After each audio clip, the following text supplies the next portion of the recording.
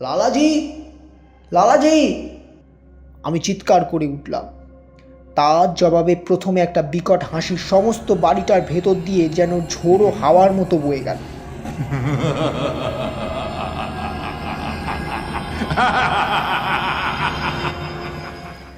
তারপরই লালাজি বিদ্রুপ বাঁকা গলা, খোঁজো খোঁজো বাবুজি, সোনা চাঁদি হিরে জহরত বহুত লালচ তোমার দিলের মধ্যে, কেমন?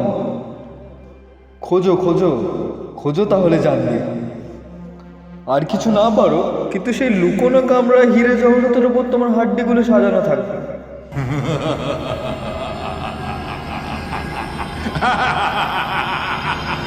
লালাজি, লালাজি।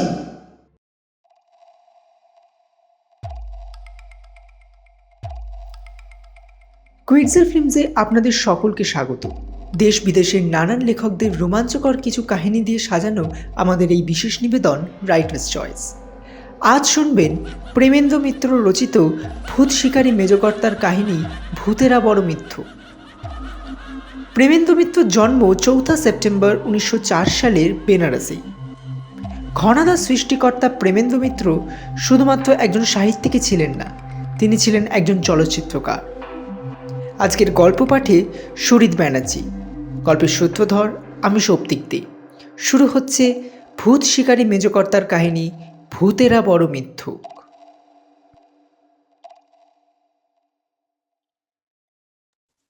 ভূতেরা বড় মিথ্যুক না, কথাটা আমার নয়।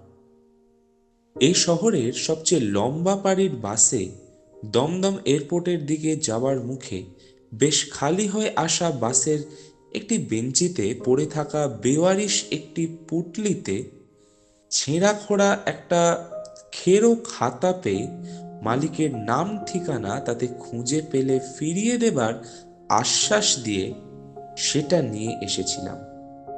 সেই একামেবা দ্বিতীয়ম ভূত শিকারী দুর্গেয় পরিচয় সেই মেজকর্তাও এ কথা বলেননি।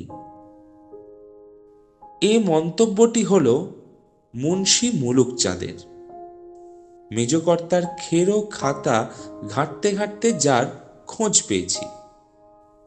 মুন্সি মুলুকচাঁদ মেজকর্তাকে বেশ একটু টিটকিরি দিয়েই বলছিলেন, যাদের পেছনে ছুটে ছুটে মাথার অর্ধেক চুল ঝরিয়ে ফেললেন, এতদিন তাদের একটু চিনলেন না? বড় আফসোস কি বাত কর্তা মশাই, আপনার জন্য বড় দুঃখ হয়। আপনি এখনো জানেন না যে একদম 16 আনা সাচ্চা আদমিরও ওপারে গেলে জবান ঝুটা হয়ে যায়। সব ভুল ভাল যা মন চায় সব কিস্সা শুনিয়ে দেয় আপনাদের। আর দেবে নাই বা কেন? তাদের যেরকম জ্বালাতন আপনারা করেন তাতে আপনাদের একটু বেয়ারা রসিকতা করে শোধ নিতে চাওয়া তাদের কি খুব অন্যায়? এই ধরুন, আপনাদের কি এক নয়া যন্ত্র এসছে, ওই কি পেলাঞ্চির না পেলাঞ্চি কি যেন নাম, কাঠের একটা পান পাতার তলায় 3টে চাকা বসানো, যেখানে সেখানে যখন তখন সুবিধে আর সময় পেলেই কজন মিলে টেবিলের ওপর ওই পেলাঞ্চি নিয়ে আপনারা বসে যান। আপনারা কজন ওই কাঠের পান পাতার ওপর হাত রেখে চোখ বুজে বসে যারা ওপারে চলে গেছে তাদের কথা ভাবেন, আর তাতেই মনে করেন ওপারের কথা চুম্বকের টানে লোহার মতো ওই পেলাঞ্চিতে ভর করে তাদের চালায়, তাও ঠিক। কিন্তু কেন আসে জানেন? আসে কখনো কখনো আপনাদের বুদ্ধিশুদ্ধির দৌড় দেখে আপনাদের নিয়ে একটু মজা করতে। যেমন 2-4টে অজানা খবর আপনাদের মনের লুকোনো পাতা থেকেই পড়ে নিয়ে আচমকা জানিয়ে দিয়ে তাক লাগান। তাক লাগবার পর ওই পান পাতার পেলাঞ্চি নাড়িয়ে যা লেখে তাতেই আপনারা ভয়ে শক্তি বিশ্বাসে গদগদ। সে যারা যা হোক, আপনার মতো পাকা জহুরি কিনা ওদের কথা শুনে এমন ভুলটা করলেন? যার তার তো নয়, কথা শুনেছি তো খোদ লালা রাজারামের। হ্যাঁ, লালা রাজারাম। হেসেছিলেন মুন্সি মুলুকচাঁদ। হেসে তিনি কি বলেছিলেন আর তার জবাবে কি বলেছিলেন মেজকর্তা, কথাটা উঠেছিল কি থেকে আর কোথায় কেনই বা এমন সব কথা হয়েছিল, তা স্বয়ং মেজকর্তার কাছ থেকে তার নিজের জবানিতে শোনাই নিশ্চয়ই ভালো। আশা তো দূরের কথা, তার খেরো খাতায় লিখেছেন মেজকর্তা। যা ভাবতে পর্যন্ত পারিনি তাই এবার সত্যি ঘটেছে একেবারে অবাক করে দিয়ে। কিন্তু অবাকই বা হই কেন? একটু ভেবে দেখলেই তো বুঝতে পারি, যা সোজা আর হিসেব মাফিক তার চেয়ে উল্টোটা দুনিয়ায় বড় কম ঘটে না। এই যেমন মাছ ধরার বেলায় হামেশা দেখি বেশ করে আগে থাকতে চার ফেলে নিখুঁত সাজ সরঞ্জাম নিয়ে, একেবারে সেরা ছিপ টিপ নিয়ে আর সবচেয়ে সরে স্টপ ফেলে যেখানে বসি, সেখানে এবেলা ওবেলা ঘন্টার পর ঘন্টা ফাতনার ধ্যানেই কতবার না সার হয়। আর তাতেই বদমেজাজ নিয়ে ফিরে যেতে যেতে বেয়ারা কোনো আঘাটায় নেহাত হেলায় ফেলায় টোপ গাঁথা বড়শিটা একেবারে ছুঁড়ে দিয়েছি কি, চোখের পাতা না পড়তে পড়তে চোঁচো কিসের টানে জলের তলায় ফাতনা উদাও হওয়ার সঙ্গে সুতো ছাড়ার বেগে হুইলের গোঙানি যেন আর থামতে চায় না। ভাগ্য আরেকটু ভালো হলে সেই দফাতেই শেষ পর্যন্ত হয়তো আধমনি একটি মাছের রাজাকে কাটা কলা গাছের ভেলায় চড়ে জল থেকে শেষ পর্যন্ত তুলে আনতে হতে পারে। এ যাত্রায় আমার যা হয়েছে তা ঠিক ওই, আমার এই চিরকালে নেশা তাগিদে নয়, স্রেফ একটু বিদেশে ঘোরাফেরা আর সেই সঙ্গে যেটুকু তীর্থধর্ম হয় তা সারবার জন্য কিছুদিনের মতো বেরিয়ে পড়েছিলাম। সময়টা মোটে ভালো নয় বলে অনেকে একটু বাধা দিতে চেয়েছিল, কিন্তু আমি তো ডাঙার পথ মারাচ্ছি না বললেই হয়। আমার নিজের ফরমাস নিয়ে বানানো বজরা, মাঝি মোল্লাও সব আমার পুরনো পাকা লোক। যেখানে যাবার জলে জলেই যাব তাদের নিয়ে। ছোটোখাটো তো নয়, প্রায় অকুল নদী। এপারে কিছু লোক দেখলে ওপারে গিয়ে ভিড়লেই হলো। সুতরাং আমার ভাবনাটা কিসে? তা সেরকম ভয় ভাবনার কিছু হয়নি এ পর্যন্ত। হেসে খেলে ভেসে ভেসে অমন দুটো মুল্লুক তো পার হয়ে এলাম। তার মধ্যে কখনো সখনো রাত বিরেতে গুরুম গারামের মতো যা আওয়াজ শুনেছি তা মেঘের ডাক যে নয় তা কে বলতে পারে। ওসব কিছুর বদলে যা হলো তা হলো এই।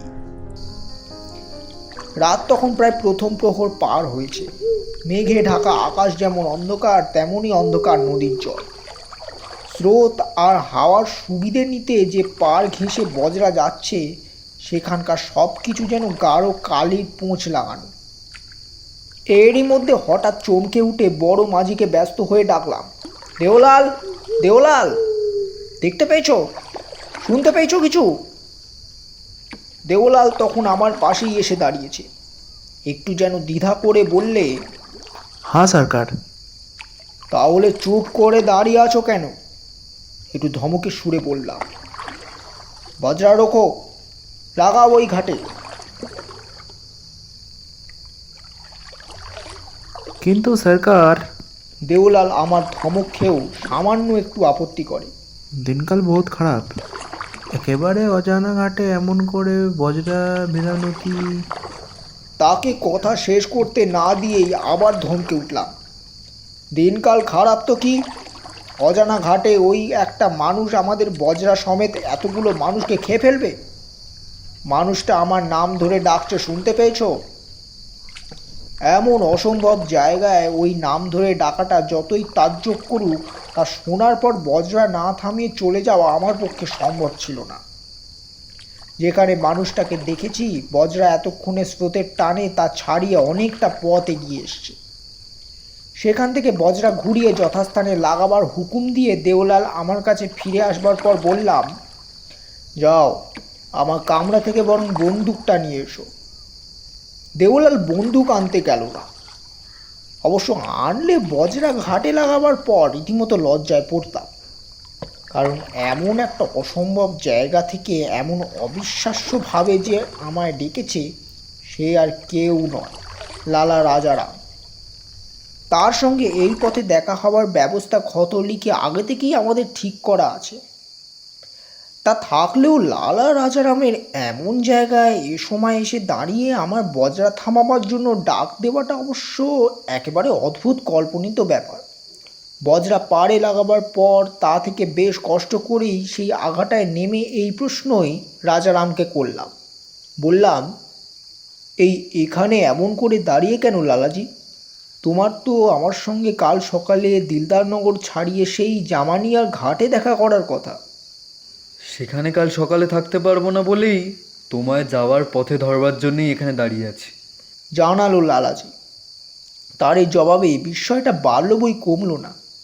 বেশ একটু হতভম্ব হয়ে বললাম, কি বলছো লালাজি? অন্ধকারে ঠিক ঠাহর করতে পারছি না, কিন্তু জায়গাটা চৌসা বলেই মনে হচ্ছে। এখান থেকে নদী দিয়ে জামানিয়া যেতে 50 মাইলের কম নয়। এই এতখানি রাস্তার মধ্যে ঠিক কোথায় দাঁড়ালে আমার বজরাটিকে থামাতে পারবে তা তুমি ঠিক করলে কি করে? বুদ্ধ নয় বলেই ঠিক করতে পারলাম। জবাব দিয়ে লালাজি বেশ সোজাভাবেই রহস্যটা পরিষ্কার করে দিল। লালাজি এই অঞ্চলের 1 নম্বর কারবারি। এখানকার নদীর হাড় হদ্দ তার জানা। তাই এ পথে পূব থেকে পশ্চিম যেতে ছোট বড় সব নৌকাকে স্রোতের পেঁচে এই জায়গায় নদীর দক্ষিণ পাড় ঘেঁষে যেতে হবেই জেনে লালাজি এখানে দাঁড়িয়েছিল আমার অপেক্ষায়। লালাজির এই ব্যাখ্যার পরও একটা দুটো প্রশ্ন মনে জাগছিল, কিন্তু সেটা না করে বললাম, যাক, দেখা যখন হয়ে গেছে তখন বজরায় উঠে বসো। যেখানে যেতে চাও যেতে যেতে তোমার সব ব্যাপারটা শুনি। কিন্তু বজরায় উঠতে লালাজি রাজি হলেন না। বললে, না, আমি বজরায় উঠবো না। তুমি বজরা এখানে মাঝিদের জিম্মায় রেখে আমার সঙ্গে এসো। তোমার সঙ্গে যাব? এবার সত্যিই একটু অস্বস্তির সঙ্গে বললাম, এইখানে এই আঘাটায় নেমে কোথায় যাব তোমার সঙ্গে? আর যাবই বা কেন? যেতে যেতেই সব বলছি, এসো। বলে লালাজি অন্ধকারে আঘাটার পাড় বেয়ে ওপরে উঠতে লাগলো।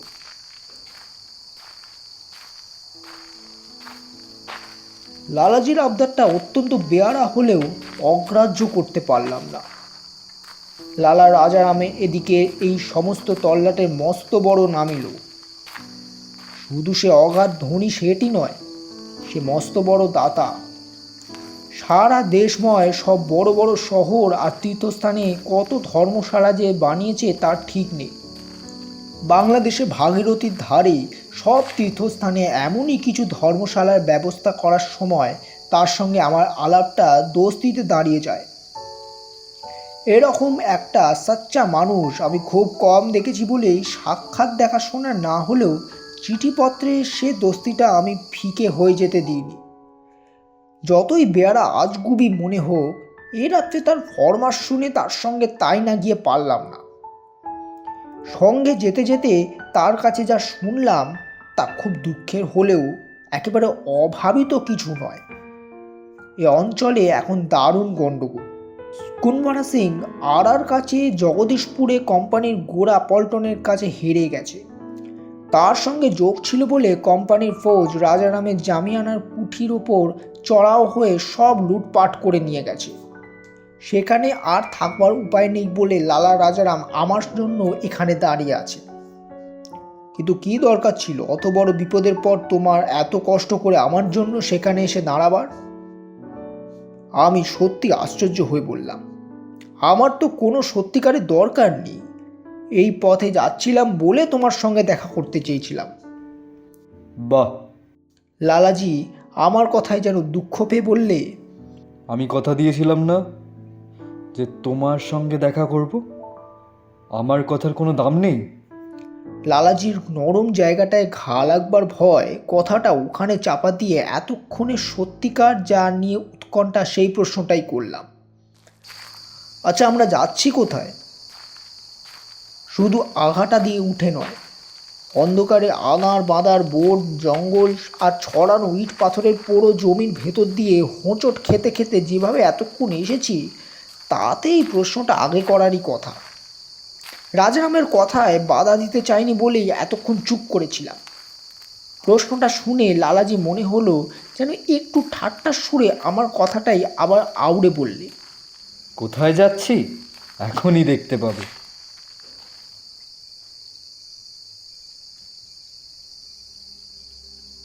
তা সত্যিই পেলাম। অন্ধকারের মধ্যে হঠাৎ যেন সামনে একটা কালো পাহাড় খাড়া হয়ে উঠেছে মনে হলো। পাহাড় নয়, বিরাট একটা সাবেকি মঞ্জিল। লালাজি অবশ্য যেতে যেতেই সে কথা আমায় জানিয়েছে, কোম্পানির সে এখন বেশ নজরে পড়েছে। কুনওয়ারা সিংয়ের হারের পর কোম্পানির ফৌজ আর চারেরা সিংজির সঙ্গে বিন্দুমাত্র সঙ্গস্তব যাদের ছিল, নির্মম হয়ে তাদের খুঁজে বেড়াচ্ছে। লালা রাজারাম তাদের কাছে পয়লা নম্বর দুশমান। লালাজিকে তাই এখন পালিয়ে বেড়াতে হচ্ছে। কোম্পানির হাতে ধরা পড়লেও সোনা দানা হিরে জহরত নিয়ে তার বিপুল সম্পত্তি যাতে তাদের হাতে না পড়ে, তাই লালাজি অনেক খুঁজে খুঁজে এই পুরনো মঞ্জিলের ধ্বংসস্তূপটা বার করে তার একটা গোপন কামরায় সেগুলো লুকিয়ে রাখবার ব্যবস্থা করেছে। নিজের ভাগ্যদোষে ধরা পড়লে বা মারা গেলেও এই বিপুল ঐশ্বর্য যাতে বেপাত্তা না হয়ে গিয়ে তার বিশ্বাসী ভালো একজনের কাজে লাগে, তাই সে আমাকে সে গুপ্ত কামরাটা দেখিয়ে রাখবার জন্য এনেছে। তাই এনেছে, ভালোই করেছে। কিন্তু সে কামরা আমায় দেখাবে কখন? ঘরের পর ঘর, গলির পর গলি, সিঁড়ি দিয়ে ওঠা আর নামা, এই করতে করতে সব জায়গাটা আমার কাছে গোলক ধাঁধার চেয়েও জটিল মনে হচ্ছে। রাজারাম নিজে সে কামরা চিনতে পারবে তো? একটা বেশ লম্বা আবচা অন্ধকার ঘুলঘুলি দিয়ে আমায় নিয়ে যেতে যেতে লালাজি হঠাৎ আমার দিকে ফিরে তাকিয়ে কিরম বিশ্রী অদ্ভুতভাবে হেসে বলল, এইখানটাই আমি নিজেই তারপর হারিয়ে গেছি। এই কথা কটা উচ্চারণ পরেই সামনে থেকে সে এক নিমেষে একেবারে নিশ্চিহ্ন হয়ে গেল। লালাজি, লালাজি! আমি চিৎকার করে উঠলাম। তার জবাবে প্রথমে একটা বিকট হাসি সমস্ত বাড়িটার ভেতর দিয়ে যেন ঝোড়ো হাওয়ার মতো বয়ে গেল।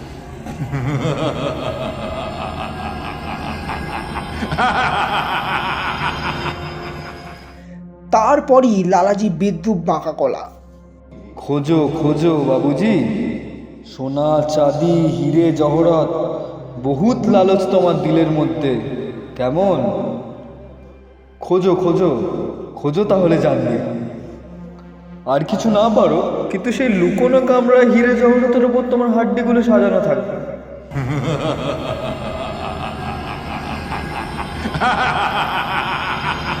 লালাজি, লালাজি! আমি প্রায় কোঁকিয়ে চিৎকার করে বললাম, এসব তুমি কি বলছো? তুমি এপারের বদলে ওপারে যদি গিয়ে থাকো তাহলেও আমার সঙ্গে বেইমানি কি তোমার সাজে? তোমার লুকোনো দৌলতখানা আমি দেখতে চাই না, কিন্তু শুধু আমায় এই গোলকধাঁধা থেকে বের করবার হদিশ বাতলে দাও, বাতলে দাও লালাজি! উত্তরে আবার সেই নিষ্ঠুর হাসি।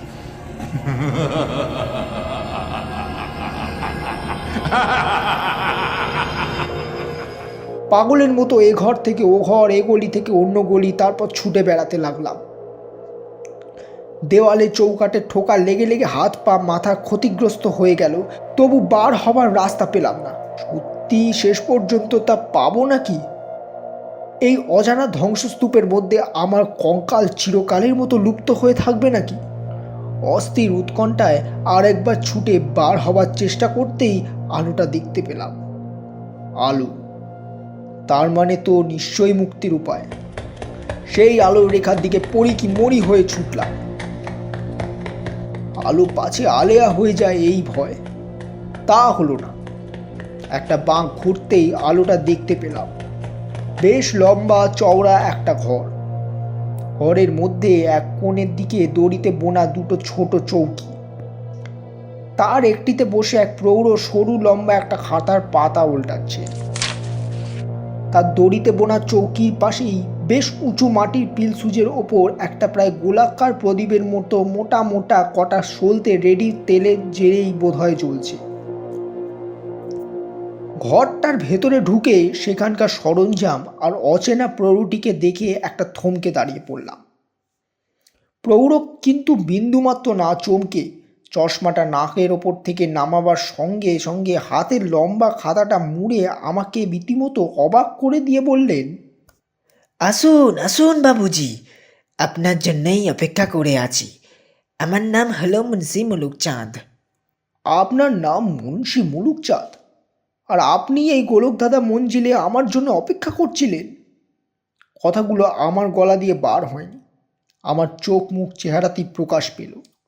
মুন্সি মুলুকচাঁদ তা ঠিকমতো বুঝে পাশের অন্য দড়ির চৌকিটা আমার দিকে ঠেলে দিয়ে বললেন, বসুন বাবুজি, ঠান্ডা হয়ে বসুন। আজ আপনার বহুত পরেশানি হয়েছে ঝুটমুট। ঝুটমুট? এবারে রাগের জ্বালায় আমার গলায় আবার কথা ফুটল। শুধু ঝুটমুট বললে কিছুই বলা হয় না। কাউকে নিয়ে এরকম বিশ্রী তামাশা শয়তানি ছাড়া আর কিছুই নয়। আর সে শয়তানি যে করেছে তার ঠিকানা এখন এপারের না ওপারের। আমার এই কথা শুনে মুন্সিজি বলেছিলেন, যাদের পেছনে ছুটে ছুটে অর্ধেক চুল ঝরিয়ে ফেললেন, এতদিন তাদের চিনলেন না? মুন্সিজি আর মেজকর্তার মধ্যে তারপর যা কথা হয়েছিল এই বিবরণের শুরুতেই তা কিছু দূর পর্যন্ত দেওয়া আছে। মেজকর্তার নিজের জবানি গোড়া থেকে ধরবার জন্যে যেখানে তা কাটা হয়েছিল, সেখান থেকে শেষ পর্যন্ত মেজকর্তার নিজের কথাতেই আবার বোনা যেতে পারে। মেজকর্তা কথায় কথায় লালা রাজারামের নামটা করায় লালা রাজারামের বলে হেসেছিলেন মুলুকচাঁদ। মেজকর্তা তার খেরো খাতায় তারপর লিখেছেন, মুন্সিজির হাতের ধরনে একটু গরম হয়ে বললাম, হাসছেন কি? লালা রাজারাম কে তা আপনি জানেন? তা একটু জানি বই কি। জানেন লালা রাজারামের কথার কি দাম? লোকে স্বয়ং যুধিষ্ঠিরকে এর চেয়ে কথায় বেশি বিশ্বাস করে। করে নয়, করতো, বললেন মুন্সি মুলুকচাঁদ একটু মুচকি হেসে। কিন্তু আগেই তো আপনাকে বলেছি যে এপারের সঙ্গে ওপারের কোনো মিল নেই। এপারে যে 16 আনা সচ্চা, ওপারে হামেশা সে 18 আনা ঝুটা হয়ে স্রেফ মজা করবার জন্য। তা বলে লালা রাজারামও তাই করবে? অবিশ্বাস হয়ে বললাম।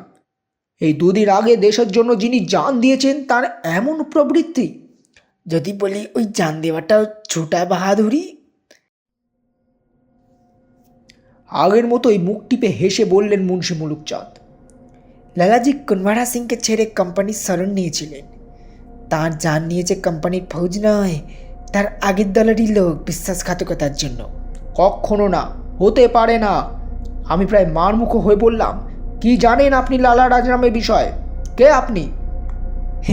আমি লালা রাজারামেরই মুন্সি, তাই সব জানি, গম্ভীর হয়ে বললেন মুন্সিজি।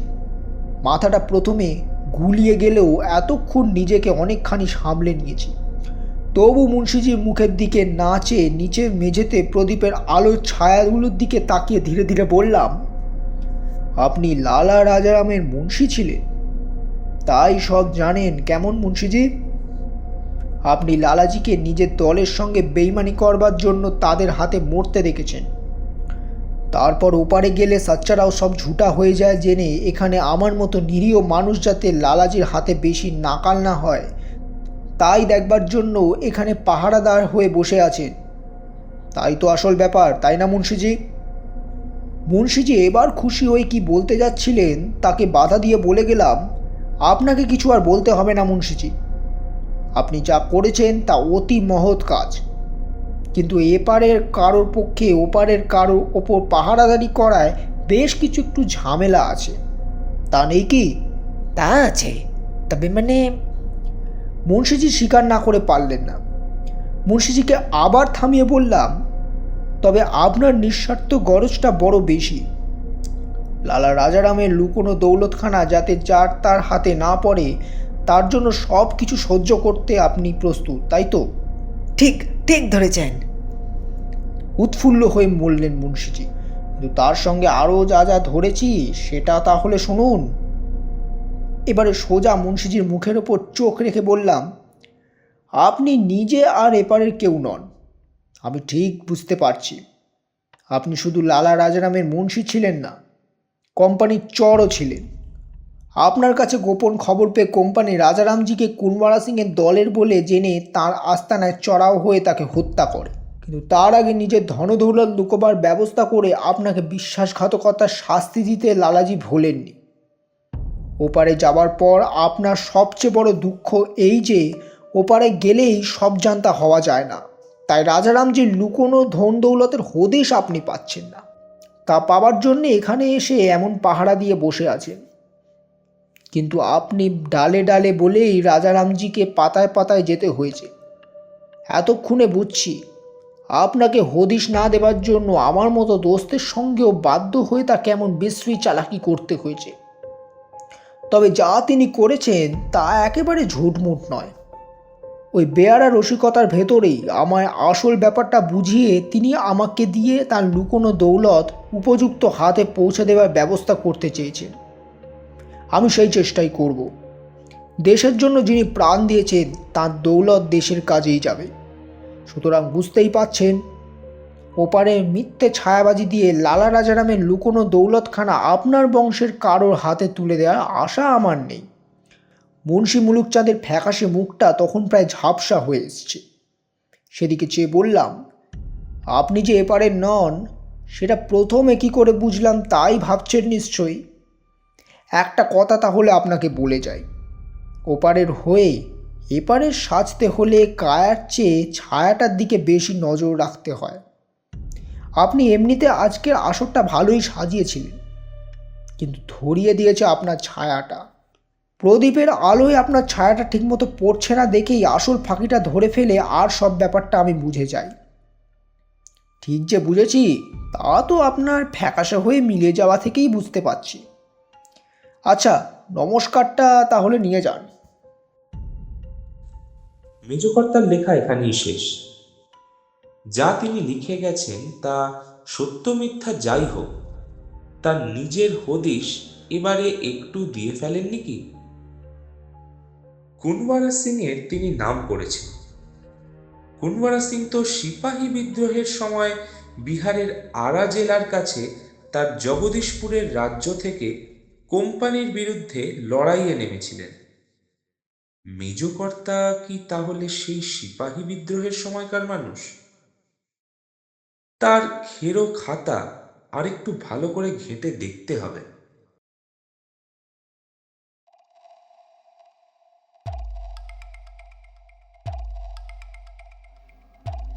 শুনছিলেন ভূত শিকারী মেজকর্তার কাহিনী ভূতেরা বড় মিথ্যু, রচনা প্রেমেন্দ্র মিত্র, গল্প পাঠে সুরিত ব্যানার্জি, মেজকর্তা ও মুন্সি মুলুকচাঁদের ভূমিকায় সৌপ্তিক দে, লালা রাজারামের ভূমিকায় স্বাগত বাসু, দেওলালের ভূমিকায় Shyamon Chakraborty, sound design, edit ও পর্ব পরিচালনায় সৌপ্তিক দে, পোস্টার ডিজাইন স্বাগত বাসু।